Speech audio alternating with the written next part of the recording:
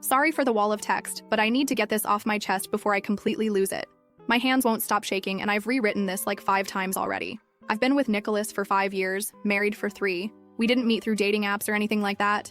We actually got locked in an art gallery storage room together when the electronic lock system malfunctioned. We ended up trapped for over 2 hours with just his protein bar to share while sitting on the floor surrounded by wrapped sculptures. Maintenance took forever to arrive, but honestly, it was the best meet cute ever. We talked about everything from Caravaggio to our weird childhood pets. When we finally got out, he said being trapped was the luckiest accident of his life and asked for my number. Life with Nicholas has been mostly good, TBH. We bought a small house 2 years ago, have a decent group of friends, and generally enjoyed building our life together. My birthday was last weekend. Nicholas has always made my birthday special, though. Last year, he surprised me with a weekend trip to Shenandoah. The year before, he organized this amazing dinner with all our friends. But 3 weeks ago, he told me he had this mandatory work retreat over my birthday weekend that he absolutely couldn't get out of. I was disappointed but tried to be understanding about it. He seemed genuinely upset about the timing and kept saying how his boss was being a complete jerk scheduling it over the weekend. He promised we'd celebrate when he got back, maybe even do a mini vacation. I believed him completely. Stupid me. The night before he left, he gave me a small gift, just a pair of earrings, and apologized again for having to miss my birthday. He kissed me and said he wished he could stay. I watched him pack all his business casual clothes and his laptop. He even packed those ridiculous team-building activity clothes companies always make you wear. I helped him pack. God, I'm an idiot. So my birthday weekend came and went. I spent it alone, ordered DoorDash, binged a couple seasons of that new show, and had a FaceTime call with my parents who wished me happy birthday. My mom asked if Nicholas was doing anything special for me, and I told her about his work thing. She seemed surprised, but didn't say anything else. Now I know why. On Monday, Nicholas came home with souvenirs, fancy chocolates, and a small bottle of wine from the retreat resort. He went on about boring meetings and team-building exercises, seemed tired but happy to be home. Everything felt normal. Then Kayla texted me out of nowhere. We're not super close, more like casual friends. So I didn't think much of it when she said, "Hey, call me when you're alone." I figured maybe something awkward happened or she needed to vent. When I called, she was quiet at first. Then she asked, "Is Nicholas home?" I said no. Then she goes, "Okay, I wasn't going to say anything, but I saw something on Instagram and I don't know if it means anything, but I recognized Tina." I didn't understand at first. Recognized her where? She sighs and says, "One of my mutuals posted a story from a spa over the weekend, just a chill pool video. But I swear to God, Nicholas and your sister are in the background." She sends me the screen recording, and there they were. Nicholas and Tina, my husband, my sister, in the background clear as fuck, his arm around her. She's leaning into him, he's rubbing her back. They're laughing, smiling, looking comfortable, looking happy, like a damn couple. Meanwhile, I was home alone on my birthday, thinking he was at some mandatory work retreat. God, I'm such an idiot. I watched that 10-second clip on repeat. Couldn't believe what I was seeing, but it was them, 100%. No question. He wore that same stupid vest I helped him pack. She had on the earrings I gave her. You literally cannot make this up.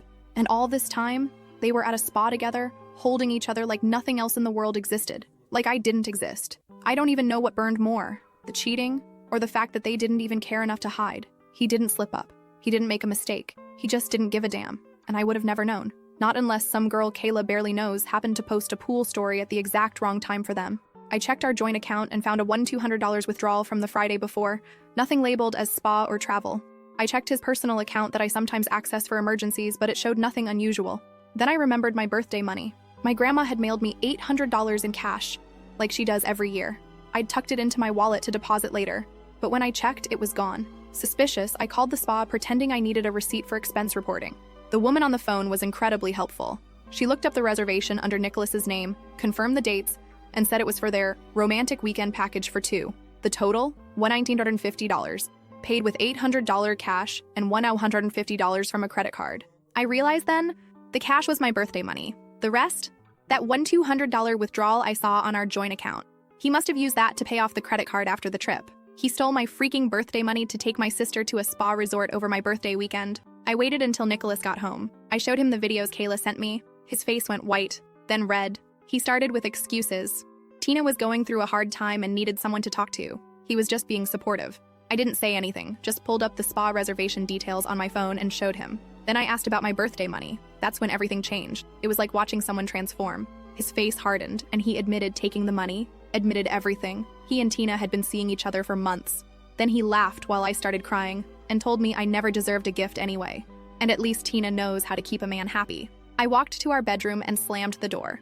I could hear him on the phone after that, probably warning Tina that I knew. That was 3 days ago. I haven't spoken a word to him since. He's tried talking to me, switching between angry defensiveness and half-assed apologies. This morning he left for work like everything's normal, but grabbed his jacket roughly when I wouldn't respond to his goodbye. I haven't called my parents or confronted Tina. I haven't told anyone except Reddit. I feel like I'm walking through someone else's life right now. The thing that keeps replaying in my head isn't even the affair. It's him stealing my birthday money for their romantic weekend. Who does that? When I think about it, my hands start shaking again and I want to throw something. Last night, I found myself Googling divorce lawyers at 3 a.m. I've started screenshots of everything: the bank withdrawals, the resort confirmation, the photos, NGL. I have no idea what to do next. Should I confront my sister? Talk to my parents? Throw all his stuff on the lawn? Sorry for the super long post. I guess I just needed someone to hear this. Thanks for reading, if you made it this far. Any advice would be appreciated, especially from anyone who's been through something like this. First update. Hey, it's me again. I honestly didn't expect that many people to read or care about my first post. I wrote it at like 2 a.m., shaking and crying, just needing someone to hear me. I thought maybe a few strangers would say, that sucks, and I'd delete it in the morning. But the support, advice, and even just people validating that I'm not crazy, it meant a lot. Like, more than I can put into words. Anyway, it's been almost 2 weeks since I found out my husband was cheating on me with my sister. Still feels like I'm stuck in some weird nightmare. I said I'd update once I had a better idea of what I'm doing, so here we are. The first few days were a total blur. Nicholas and I were just existing in the same space, barely speaking. He kept trying to talk, saying, we need to have a conversation, or can we please just sit down? But I couldn't even look at him. I didn't want to hear more lies. I'd either walk away or pretend I had music in. I was numb. Then out of nowhere, my sister Tina texted me. Just this pathetic message. I'm sorry. It just happened. I didn't mean for it to come out like that. Like, girl, you didn't trip and fall into my husband. You chose this. Multiple times. Over months. You knew it was my birthday. You knew I'd be alone. You knew. And that's all you have to say? I didn't respond. I just sent the text to my mom with, ask Tina what this is about. I couldn't even deal with explaining everything yet, but I knew my mom would push her for answers. And wow, did she. Less than an hour later, my phone was lighting up nonstop. My mom, my dad, missed calls, texts, voicemails. I let it sit for a while, and then finally picked up. My mom was already crying when I answered. She said she'd called Tina, and Tina admitted to everything, that it had been going on for a while, and they'd caught feelings. I confirmed it, told her about the photos, the resort confirmation, the money, all of it. My mom was silent for a bit, and then asked if she should come over. I told her no, I needed time. My dad called next. That one hit harder. He barely said anything, just asked if I was safe, if I needed money, anything. His voice cracked halfway through, and I just started sobbing. I hadn't cried all day, but something about hearing my dad sound broken just shattered me. A couple hours later, our family group chat blew up. Tina told everyone, tried to spin it like some tragic love story. We tried to fight it, and we didn't mean to hurt anyone. Robert, our older brother, absolutely ripped her apart, called her delusional and selfish. Mom sent like 6 shocked face emojis and nothing else. Dad said he was profoundly disappointed. I muted the chat. I couldn't handle more emotional whiplash. Anyway, around then, I decided I needed to get my shit together. I called a friend who works at our bank and told her, lightly, that things were rocky and I needed to understand our finances better. She helped me look through our accounts. And that's when I realized the spa weekend was just the tip of the iceberg. Nicholas has been sneaky for months. Little withdrawals marked groceries. But nothing new was ever in the fridge. Work travel that didn't match his actual calendar. Turns out he had 3 credit cards I never knew about, all in his name. And on 2 of them, he added me as an authorized user, but set the delivery of cards and notifications to go only to his email and mailing preferences. He even told the bank not to issue physical cards for the additional user for simplicity. I never got a card, never got a statement. Didn't even know that was possible. But when my friend at the bank helped me pull the records, there it all was. Fancy restaurants I'd never been to, weekend Airbnb stays, a $300 necklace, bought 3 days before Tina's birthday. Like, seriously? I confronted him the next morning. He got defensive instantly, said I'm too controlling with money, and he needed freedom. When I asked about the credit cards, he said they were for emergencies. So romantic hotel weekends with my sister are now emergencies? I lost it. I threw his favorite mug against the wall, RIP Darth Vader mug. He called me insane and stormed out. Haven't really talked since, other than him yelling or pouting. I booked a consult with a divorce lawyer the next day. She was calm, kind, and incredibly helpful. Told me what documents to gather, advised me not to leave the house yet, and said to start tracking what was bought with joint funds versus personal gifts. It felt overwhelming, but at least it gave me something to do. I also went to urgent care and got tested for STIs. All came back negative, thankfully, but it was humiliating explaining why I needed the tests. While all this was going on, Nicholas started love bombing me. Flowers, apologies. Let's go to therapy. We can get through this. When I didn't react, it flipped. Now I was not even trying. He'd go from fake sad to passive-aggressive to silent, depending on the hour. Then came the kicker. I came home early from work, power outage at the office, and heard him on the phone in the kitchen. He didn't hear me come in. He was telling Tina, just give her some space. I'm handling it. Once this blows over, we'll figure things out. I just walked in, grabbed my water bottle, and left. Didn't say a word. He knew I heard. He hung up fast, but didn't follow me. That night, I called my cousin Jason. He owns a rental house that's currently empty while he renovates. I didn't even get through the full story. He said, "It's yours. No pressure. Pay what you can." I cried again, but this time it was relief. Since then, I've been slowly moving stuff over while Nicholas is at work. Just the essentials for now. Documents, clothes, sentimental stuff. I've opened a new bank account at a completely different bank. I'm setting myself up to walk away clean. Last weekend, Nicholas ordered an expensive watch online, $2,100 paid for with our joint account. He claimed it was for work meetings to keep up appearances, but I knew it was just another attempt to stroke his ego in the middle of all this chaos. The delivery was scheduled for yesterday, when I'm usually at work, but I'd swapped shifts last minute and happened to be home when the courier rang the bell. I signed for the package and out of sheer curiosity and spite, opened it. And there it was, the shiny, absurdly overpriced watch. For a second, I thought about just leaving it on the table as more evidence of his reckless spending. But then I thought, why should I? This came out of our joint account. I didn't want to cause a scene or break any laws, so I looked up the store's return policy. Turns out, as long as the item was unopened and I could prove the purchase came from a joint account, they'd allow an in-person return for refund. No questions asked. I drove to the nearest branch the same day with the receipt from our online banking. The clerk barely blinked, scanned the barcode, confirmed the transaction, and processed the refund right there. The money went back into our joint account within the hour, but I'd already set up account alerts and knew exactly when to move my share into my new bank. He probably wouldn't even notice until the next time he tried to flex. Nicholas is away at an actual work conference right now. He has no idea that the house is half empty, that I've got divorce papers drawn up, or that he'll be walking into the ugliest wake-up call of his life. I don't know what happens next. I'm terrified. I'm pissed. But I'm also ready. And that's something. Thanks again to everyone who listened. I'll update again once things move forward. Second update. It's been a month since my last update, and a lot has happened. When I left off, I was about to leave Nicholas while he was at his work conference. I'd moved most of my stuff to my cousin Jason's rental property, returned that expensive watch he'd ordered, and had divorce papers ready to go. Well, I did it, and the fallout has been intense. The morning Nicholas was due back, I did one final sweep of our house. I only took what was definitely mine and a few sentimental items we'd bought together that I couldn't bear to part with. I left all the furniture except my grandmother's antique reading chair that's been in my family for generations. I placed the divorce papers on the kitchen table with my note on top. You were right. I don't know how to keep a man happy, but apparently, neither does my sister. Next to it, I left my house key and wedding ring. Then I walked out. For good. That night at my new place was weird AF. I felt hollow, like I was watching someone else's life. I kept my phone turned off because I didn't want to deal with the inevitable explosion once Nicholas got home. When I finally turned it back on the next morning, there were 27 missed calls from Nicholas, 12 from Tina, 5 from my mom. Nicholas left voicemails that started confused. Hey, where are you? Did you go to your parents? Then turned angry. What the hell is this? We need to talk right now. And finally sounded desperate. Please call me back. We can work this out. I'm sorry. I made a mistake. Tina's messages were all about Nicholas pulling away from her and asking if I'd talk to him. She had no clue I'd left and served him with papers. My mom was just checking if I was okay after Nicholas called them looking for me. I texted mom that I was safe, but needed space. I didn't respond to Nicholas or Tina. Around noon, my lawyer emailed me. Nicholas had already contacted her office. She reminded me not to talk to him directly about anything related to the divorce and to forward any messages from him to her. Honestly, it was such a relief having that boundary.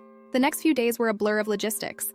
Setting up utilities, changing my address everywhere, telling people at work about my new contact info. Nicholas kept switching between blowing up my phone and going silent for hours. I documented everything but didn't answer. Then came the first real surprise. 5 days after I left, Tina showed up at my workplace. I was walking to my car after my shift when I spotted her leaning against a lamppost in the parking lot, arms crossed, eyes red like she'd been crying. When she saw me, she straightened up and started walking over fast. I almost kept going. Every instinct told me to ignore her. But she called my name loud enough that a couple coworkers turned to look. I didn't know where else to go, she said. She didn't outright ask for help.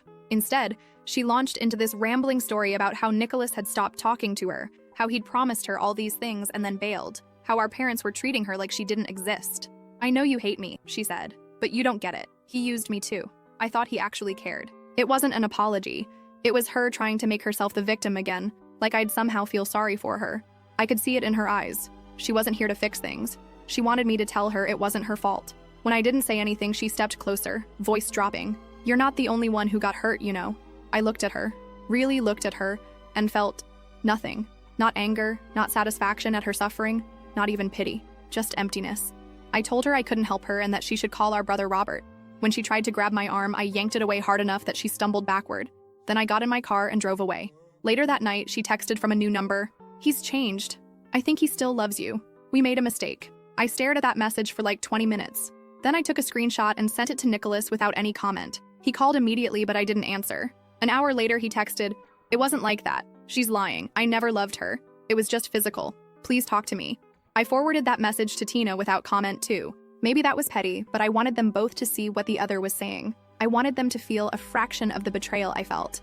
A week later, I was served with Nicholas's response to my divorce filing. He was contesting everything: property division, the grounds for divorce, even claiming I had abandoned the marital home. My lawyer said this was typical as an initial negotiation tactic and not to worry. What Nicholas didn't know was that I had documented everything meticulously.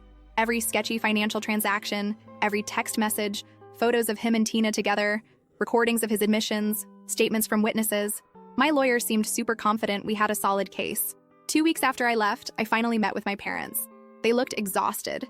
Dad hugged me for so long when I arrived. Mom kept wiping tears. They told me they'd had several conversations with Tina. She was staying with Robert temporarily, but it wasn't going well. Apparently, she kept insisting that she and Nicholas had a real connection and that everyone was overreacting. My brother's wife was apparently ready to throw Tina out herself. I told my parents about the divorce proceedings and my new place. I assured them I was okay financially and emotionally.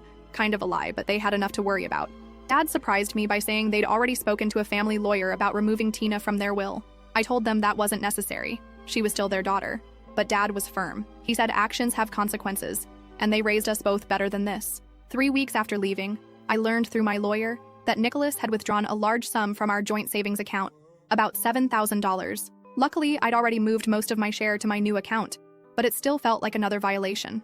My lawyer immediately filed motions to freeze the remaining joint assets and for temporary financial orders. The court date was set for the following week, but 2 days before, Nicholas's lawyer contacted mine. Suddenly, he wanted to negotiate.